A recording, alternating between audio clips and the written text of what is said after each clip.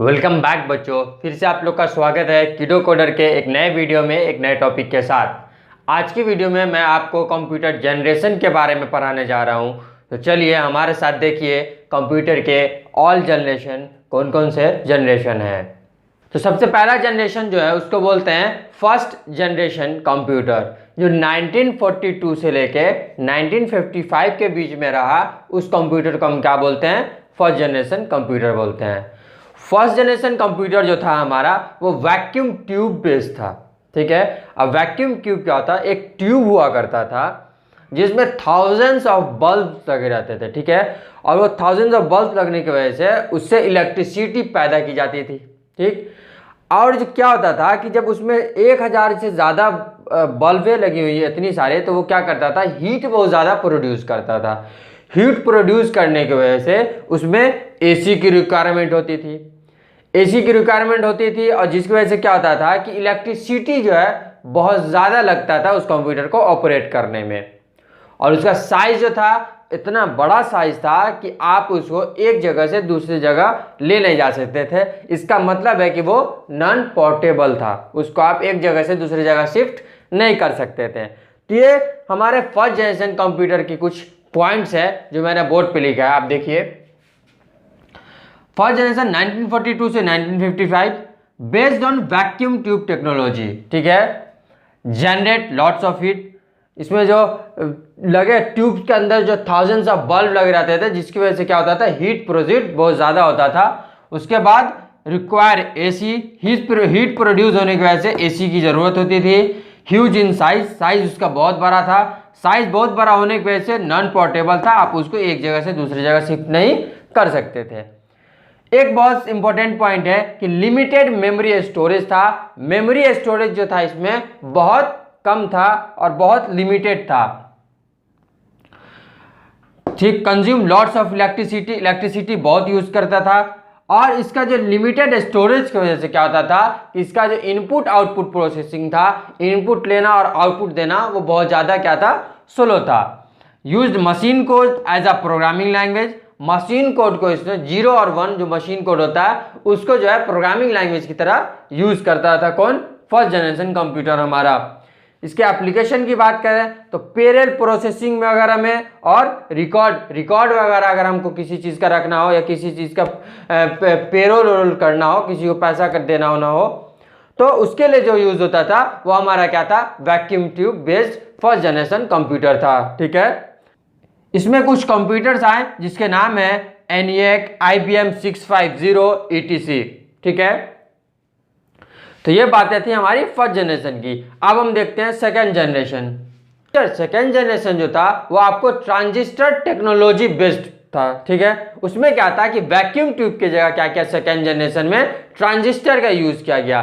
Transistor लगने से क्या फायदा हुआ कि जो फर्स्ट जनरेशन में जितना हीट जनरेट हो रहा था उससे कम हीट जनरेट हुआ, साइज उससे छोटा हुआ, इलेक्ट्रिसिटी की रिक्वायरमेंट उससे कम हुई, और भी बहुत ज़्यादा, और थोड़ा सा उसमें मेमोरी स्टोरेज भी हमारा क्या हुआ? बढ़ा। थोड़ा सा मेमोरी भी हम लोगों ने क्या किया? इंक्रीज किया। और इनपुट आउटपुट भी उसका क्या हुआ? ट्रांजिस्टर की वजह से फास्ट हुआ। ठीक, तो जो कंप्यूटर 1955 से लेके 1964 के बीच में चला उस कंप्यूटर को हम लोग क्या बोलते हैं? सेकेंड जनरेशन कंप्यूटर बोलते हैं। ठीक है, फर्स्ट जनरेशन 1942 से 1955 था। ठीक है,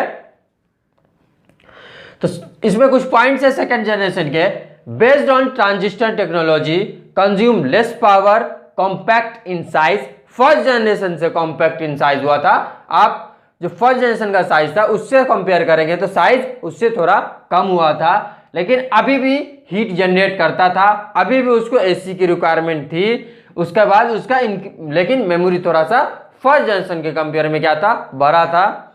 faster input output, used high level programming language like COBOL, Fortran. उस टाइम में जो हाई लेवल प्रोग्रामिंग लैंग्वेज था ये सब लैंग्वेज जो क्या करता था? आपको सेकेंड जनरेशन कंप्यूटर यूज करता था।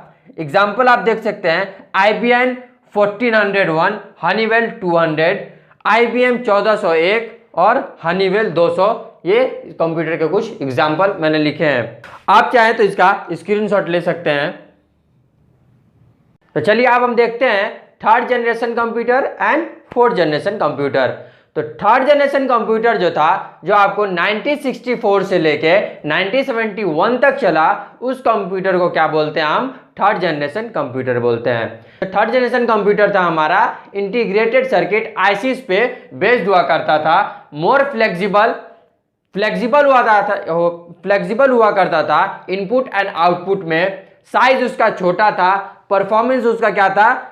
काफी अच्छा था as compare to first and second generation computer. जो वो हीट था, वो हीट कम प्रोड्यूस करता था, generate less heat, required less electricity की भी जरूरत उसको क्या थी? कम थी, और वो क्या करता था? हीट भी आपको कम प्रोड्यूस करता था।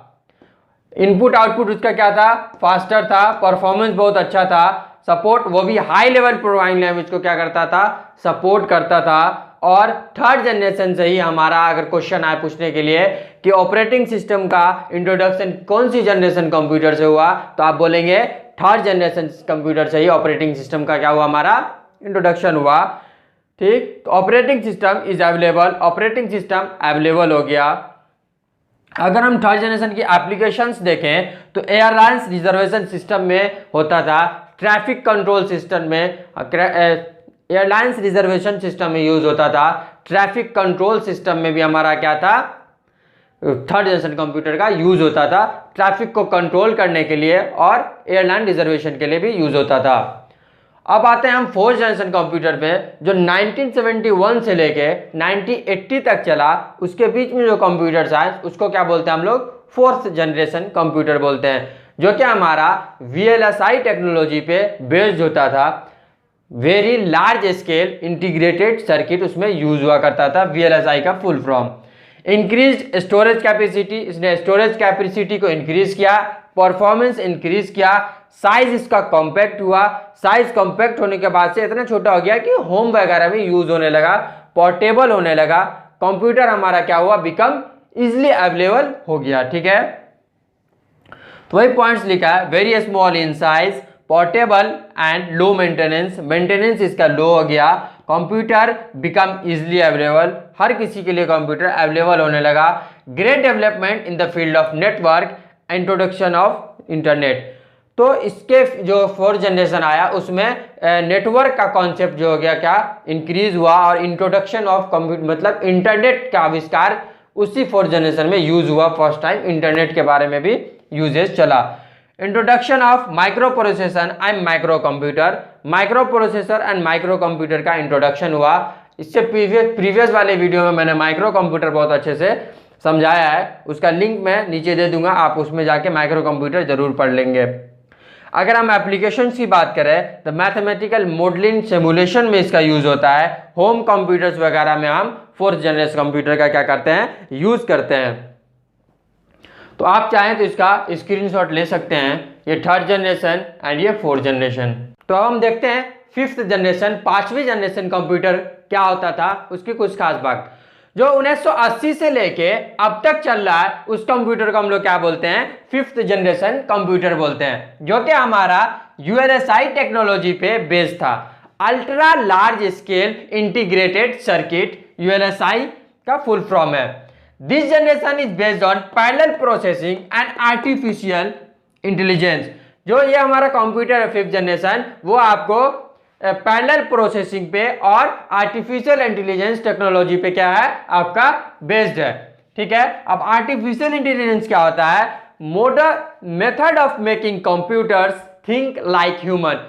कंप्यूटर को ऐसा बनाना जो कि एक इंसान की तरह सोच सके, उसको क्या बोलते हैं हम लोग? AI बोलते हैं, आर्टिफिशियल इंटेलिजेंस बोलते हैं। जैसे हमारा आजकल रोबोट्स वगैरह बनने लगा है। Development of true artificial intelligence, जो हमारा आर्टिफिशियल इंटेलिजेंस है कि हमारे कंप्यूटर्स को इस तरह से बनाना कि वो ह्यूमन का काम करे, उसके डेवलपमेंट में बहुत ज़्यादा आगे आया ये डेवलपमेंट। नेचुरल लैंग्वेज, न्यूरल जिसको बोलते हैं लैंग्वेज, नेचुरल लैंग्वेज के फील्ड में इसका क्या हुआ? डेवलपमेंट हुआ। और कंप्यूटर्स को यूजर फ्रेंडली बनाया गया, आसान बनाया गया, ताकि सब लोग उसको क्या करें? समझ पाएं और उसका जो मल्टीमीडिया जो है उसमें ऐड किया गया, मल्टीमीडिया सिस्टम्स ऐड किया गया ताकि आप गाना वीडियो वगैरह आसानी से देख सकें। वो फैसिलिटी इसमें क्या की गई, ऐड की गई 5th जनरेशन कंप्यूटर में।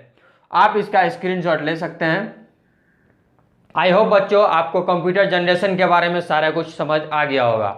मिलते हैं आपसे अगले वीडियो में एक नए टॉपिक के साथ। अगर आप हमारे चैनल पर नए हैं तो चैनल को सब्सक्राइब करें, बेल आइकन को ऑल पे प्रेस करें और अपने दोस्तों में शेयर करना ना भूलें।